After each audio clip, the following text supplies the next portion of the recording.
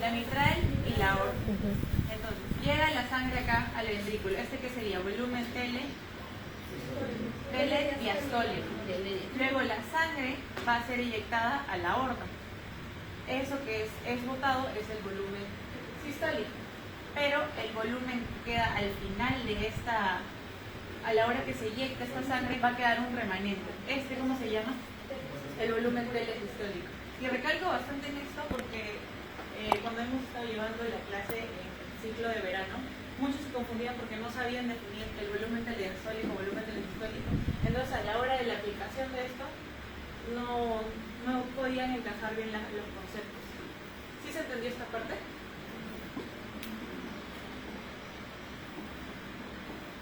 Luego vamos a tener otra fórmula importante que es de la presión arterial. ¿Cómo se calcula? Gasto cardíaco por resistencia vascular periférica. Y esto, por ejemplo, es importante.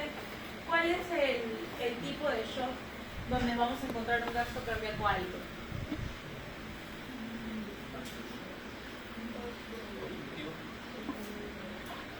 ¿Qué tipos de shock tenemos? Tenemos 4. Conjuntivo, cardiogénico, ¿qué más? Distributivo, hipovolémico. Ya. En la mayoría tenemos el gasto cardíaco bajo, pero va a haber uno que va a haber el gasto cardíaco alto. ¿Por qué ese uno tiene el gasto cardíaco alto? Porque justamente va a haber una disminución de esa resistencia vascular periférica. Y ahí el título de una respuesta. ¿Dónde es que se encuentra la disminución de la resistencia vascular periférica? ¿En qué tipo de shock? En el shock distributivo, exactamente, porque hay una vasodilatación generalizada. Disminuye la resistencia vascular periférica y como compensación para que se mantenga esa presión arterial, se eleva el gasto cardíaco. ¿Sí? Ese le dicen el tipo de shock caliente. a diferencia del hipovolémico que era el frío. Ya, entonces, sabiendo esos conceptos, ahora sí podríamos hablar un poquito más de lo que es el ciclo cardíaco como tal. Teníamos al volumen telesistólico, volumen telediastólico. Lo normal es que este volumen telediastólico sea 120 y este volumen telesistólico sea 50. Entonces, esto en realidad es un ciclo, entonces no va a haber un punto de inicio, así que podríamos agarrar cualquiera. Supongamos que sea la letra A, donde la válvula mitral se abre. ¿Para qué se abre esta válvula mitral? Para que la sangre que se encontraba en estas aurículas pueda pasar a los ventrículos. Entonces, esto es como una secuencia. Se abre la válvula mitral. ¿Qué va a permitir esto? El periodo de llenado. El periodo de llenado se refiere al llenado de estos ventrículos. Se llenan estos ventrículos. Apenas que termine de llenarse estos ventrículos, ¿qué va a pasar? Esta válvula mitral se tiene que cerrar. ¿Por qué se tiene que cerrar? Porque si es que no se cierra, a la hora que estos ventrículos se contraigan, la sangre que está en los ventrículos, que se supone que debería pasar a la aorta, va a haber un flujo retrógrado hacia la aurícula. Entonces, la válvula mitral se cierra y ¿esto qué va a dar? El primer ruido cardíaco. También, por si acaso, esta parte es, como dice acá, se refiere al volumen ventricular izquierdo. En realidad las cavidades izquierdas son las más estudiadas. ¿Por qué? Porque normalmente cuando hemos visto la insuficiencia cardíaca, una falla cardíaca izquierda va a llevar a una falla cardíaca derecha, es lo más común. Por eso es que se ve la parte izquierda normalmente. Entonces la válvula mitral se va a cerrar. ¿Esto qué va a hacer? Que los ventrículos se contraigan. Eso va a dar la contracción isovolumétrica. Cabe resaltar que esta contracción isovolumétrica va a ser el periodo con mayor demanda de oxígeno. Se contraen esos ventrículos. Se contraen esos ventrículos y ¿qué va a hacer? Que esta válvula aórtica se abre. Y esta apertura de las válvulas nos hace recordar una ley. ¿Cuál es esa ley? ¿Cuál? Cuando les hablan de presión. La verdad. Por una presión. Fred Starling es llenado, contracción. La plaza. La plaza. ¿Cómo era la fórmula del gasto cardíaco? Frecuencia Resistencia es lo de volumen oxígeno. Gasto cardíaco como frecuencia cardíaca por quién? Por el volumen sistólico. Frecuencia cardíaca va a oscilar entre 60 a 100, entonces de promedio unos 70 latidos por minuto. Pero el volumen sistólico, ¿cuánto va a ser normalmente? Sabiendo que el volumen telediastólico es 120 y el volumen telesistólico es 50, entonces el volumen sistólico 70. ¿Esto cuánto da? 4.900. Pero se redondea a 5 litros. Entonces, gasto cardíaco es 5 litros. Donde este gasto cardíaco va a ser distribuido a los diferentes órganos del cuerpo. El corazón como tal recibe el 5% de este gasto cardíaco. El hígado, por ejemplo, recibe 25%. El riñón va a recibir entre 20 y 25% y así diferentes órganos reciben diferentes porcentajes de este gasto cardíaco. Vamos a tener determinantes de este gasto cardíaco que se deben acordar más que todo por deducción. En el examen me acuerdo que venía cuál es el determinante del gasto cardíaco pesado en este caso y la gente ponía frecuencia cardíaca, volumen sistólico, pero ellos no son los determinantes del gasto cardíaco, van a ser 3. ¿Cuáles son? Uno está regulada por la ley de Frank-Starling. Precarga, poscarga y la contractibilidad. Ajá. Debes saber qué son estos tres porque cuando le pregunten cuál es el determinante de gasto cardíaco afectado, solo tienen 3 opciones. No pueden poner frecuencia cardíaca o volumen sistólico porque no va a ser la respuesta. A menos que no sepan la respuesta y se la digan, pues, ¿no? Son solo 3 opciones. Precarga va a estar regulada por la ley de ¿qué? De Frank-Starling. ¿Qué dice? Va a haber un mayor volumen, mayor fuerza de contracción. Luego, la postcarga está regulada por la ley de Laplace. ¿Qué te dice la ley de Laplace? Va a haber una mayor presión de la cual el ventrículo va a necesitar ejercer una mayor presión a la que se está poniendo para poder recién eyectar esa sangre. Exacto. Y la contractibilidad, que puede estar afectada más que todo, por ejemplo, cuando tenemos inotrópicos positivos, ¿no? Adrenalina o dopamina. Entonces, después, ya regresando a lo que es este gráfico, la válvula aórtica se va a abrir. Se abre para que haya el paso de la sangre de este ventrículo a la aorta. ¿Eso que va a generar? El periodo de ¿qué? De eyección. Se da este periodo de eyección, entonces termina de eyectarse la sangre y la válvula aórtica, por lo tanto, se va a cerrar. Si es que no se cierra, ¿cómo se le llama eso? Recuerden que estenosis, como su mismo nombre le indica, la válvula que va a estar estenosada. Entonces es una mala apertura. La luz de esta aorta o de esta parte pulmonar o de alguna de las válvulas va a estar chiquita. Eso quiere decir estenosis. Si les digo insuficiencia, quiere decir mal cierre. Entonces, acá, válvula aórtica se cierra. Si es que no se cierra bien, insuficiencia. Entonces les ponen el caso de una insuficiencia aórtica, les dicen qué letra del dibujo va a ser la que va a indicar una insuficiencia aórtica, la D. Si les digo qué letra del dibujo indica, por ejemplo, una estenosis mitral. Estenosis. La B dice la válvula mitral se cierra. Entonces la enfermedad sería válvula mitral no se cierra bien. ¿Qué es lo que sería? ¿No? Insuficiencia. Entonces eso sería una insuficiencia mitral.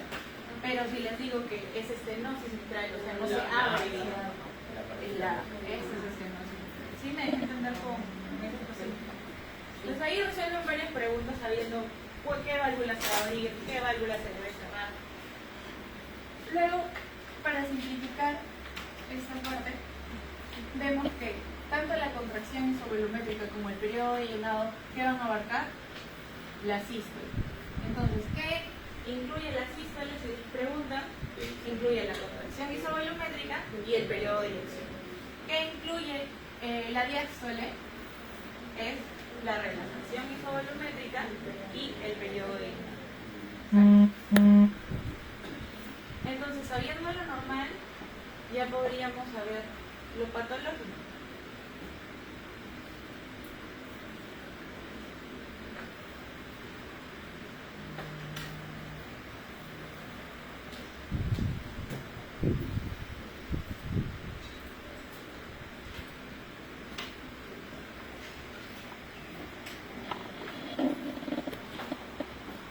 ¿En qué casos podría alterarse estos determinantes del gasto cardíaco, que solo eran tres: precarga, postcarga y contractibilidad? Por ejemplo, donde esté alterado la precarga, donde haya un aumento de precarga, por ejemplo, en el embarazo. En el embarazo, ajá. En casos fisiológicos, el embarazo.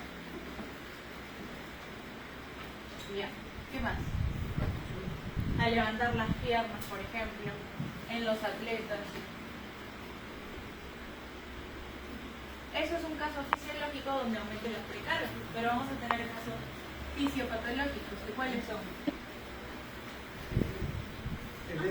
Edemas, ajá. Casos donde haya congestión pulmonar, por ejemplo, una insuficiencia cardíaca que ya esté, una insuficiencia cardíaca severa donde ya haya congestión pulmonar, eso va a ser aumento de la precarga.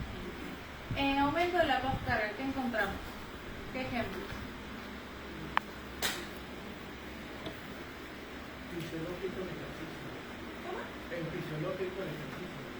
Ya podría ser el ejercicio también, pero más que todo el ejercicio va a ser para un aumento de la precarga. Para un aumento de la postcarga va a ser, por ejemplo, una hipertensión arterial que esté mal controlada. ¿Por qué? Porque va a haber mayor resistencia vascular periférica. Entonces, ¿esto qué va a hacer? Que aumente la postcarga. Otro caso una estenosis aórtica, por ejemplo. Una estenosis aórtica, ¿por qué? Porque el ventrículo va a necesitar mayor presión para poder vencer esa presión que se está teniendo en la aorta, porque la luz está chiquita, está atenuada. Luego la contractilidad podría también verse afectada. Había mencionado que, por ejemplo, en otros picos positivos van a hacer que esta contractilidad aumente.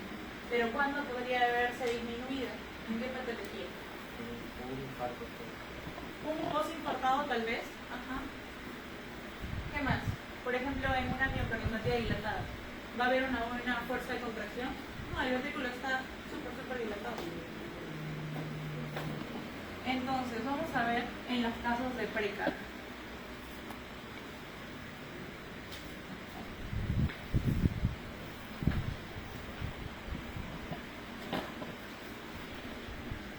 Cuando les pongan ejercicios, pongan lo que es normal para que puedan resolver lo patológico.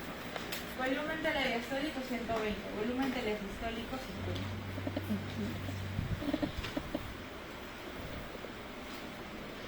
Esta línea horizontal expresa el volumen y esta línea vertical expresa la presión. Entonces, en el caso de la precarga, ¿qué es lo que va a estar alterado?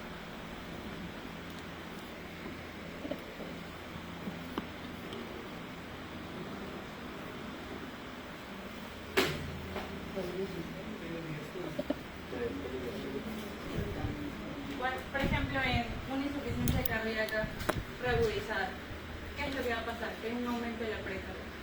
O si no, en una embarazada, en algún caso fisiológico. ¿Qué es lo que va a aumentar? Si se aumenta la precarga, ¿qué parámetro podría aumentar, disminuir o estar normal? ¿Cuál?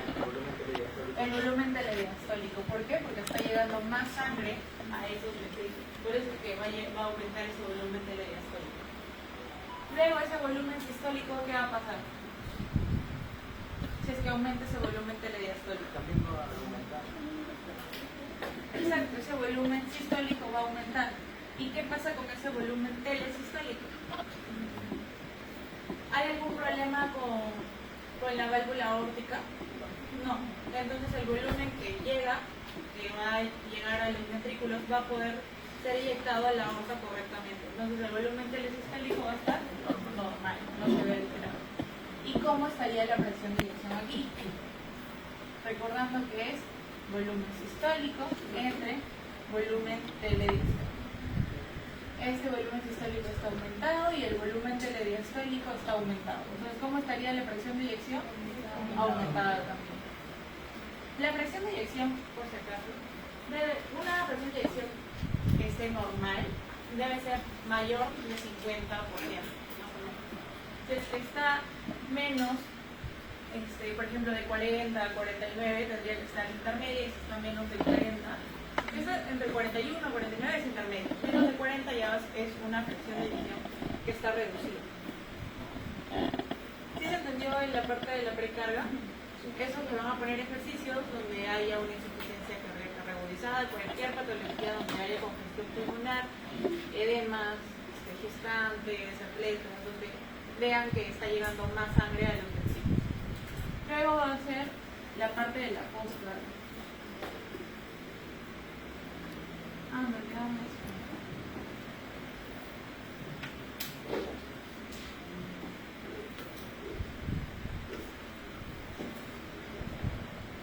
Todavía seguimos en precarga, ¿ya? Este era el gráfico que habíamos puesto, el normal. ¿Y cuál sería el nuevo gráfico? Más ampliado. ¿Cómo? Más para acá, ¿no es cierto? Porque lo que va a aumentar es el volumen telediastólico. Supongamos que ahora sea 150. Entonces, este nuevo volumen telediastólico va a ser acá, pero va a ser con la misma presión y el volumen telesistólico va a ser igual. Esa sería la nueva curva presión-volumen. Porque esto es lo que les hagan dibujar si les vino a los chicos de verano. Lo importante aquí es que digan que hay un mayor volumen telediastólico. Ahora sí, los casos de postcarga.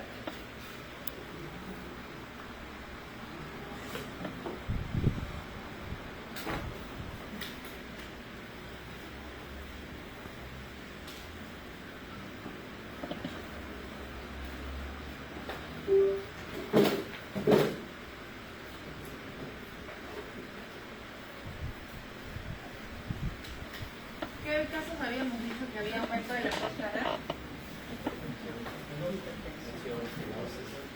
Hipertensión arterial mal controlada, una estenosis aórtica, por ejemplo. Entonces esta es la curva presión-volumen. Tenemos 50 volumen telesistólico, 120 volumen telediastólico.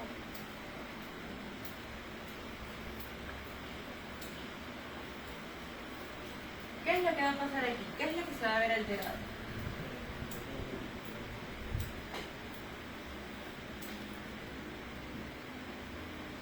¿Va a llegar la sangre correctamente de la aurícula al ventrículo? Recuerden que postcarga es la presión que va a ejercer esas arterias. ¿Pero hay algún problema en la válvula central? No. Entonces, ¿el volumen telediastólico cómo va a estar? Normal. ¿Volumen telesistólico? Va a estar disminuido.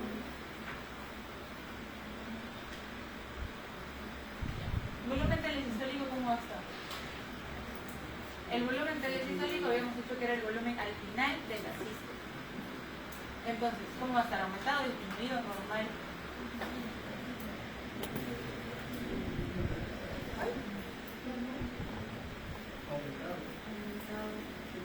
La sangre que estaba de la aurícula tenía que pasar al ventrículo. Luego esa sangre tenía que pasar a la aorta. Pero la válvula de acá está estenosada. Eso quiere decir que no va a pasar correctamente de la sangre debería del ser ventrículo mayor entonces. a la aorta. Entonces va a haber mayor remanente. Queda más sangre ventricular. ¿Eso qué es? El volumen telesistólico. Entonces el volumen telesistólico, ¿cómo va a estar? Aumentado. Aumentado. Ajá. Y el volumen sistólico, por lo tanto, ¿cómo va a estar? Disminuido. ¿Por qué? Porque va a haber menos sangre que va a poder ser eyectada hacia la aorta. Por eso es que el volumen sistólico va a estar disminuido. Entonces tenemos un volumen sistólico disminuido y un volumen telediastólico normal. Eso que va a dar una fracción de eyección como disminuida. ¿Y cómo sería la nueva curva presión-volumen? Tenemos volumen telediastólico normal. Entonces acá hay volumen telesistólico aumentado. Entonces más para la derecha. ¿Y cómo creen que va a estar esa presión ventricular? Incrementada, exacto. Va a estar incrementada. ¿Por qué? Porque ese ventrículo va a necesitar una mayor presión para poder vencer la presión que está ejerciendo esa aorta. Entonces esta sería la nueva curva presión-volumen. ¿Sí se entendió?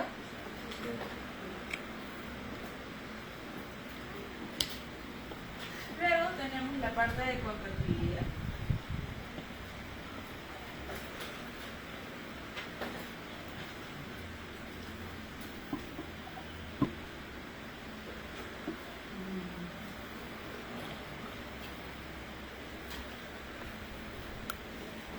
¿Cómo va a estar el volumen telediastólico, el volumen telesistólico y el volumen sistólico?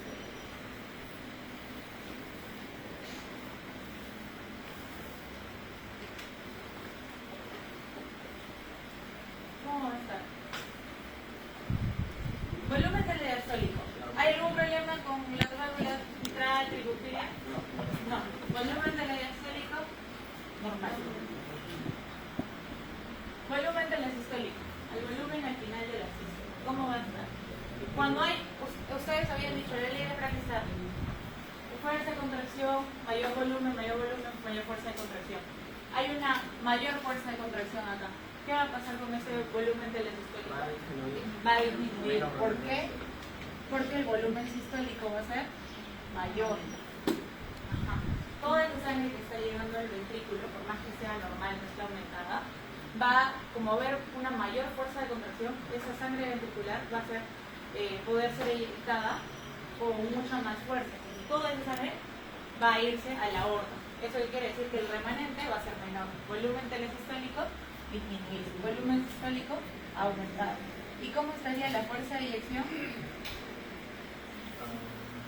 Volumen sistólico aumentado y volumen telediastólico normal. Entonces la fuerza de eyección aumentada.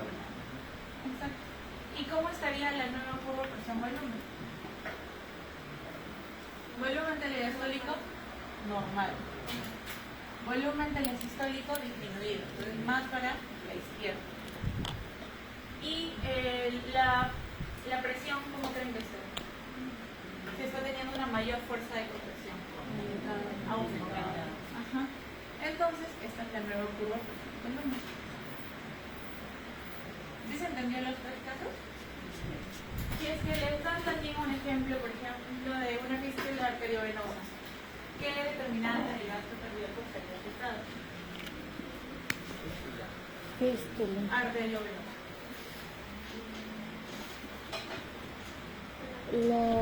Ajá. ¿Qué va a pasar con la precarga? ¿Tú crees?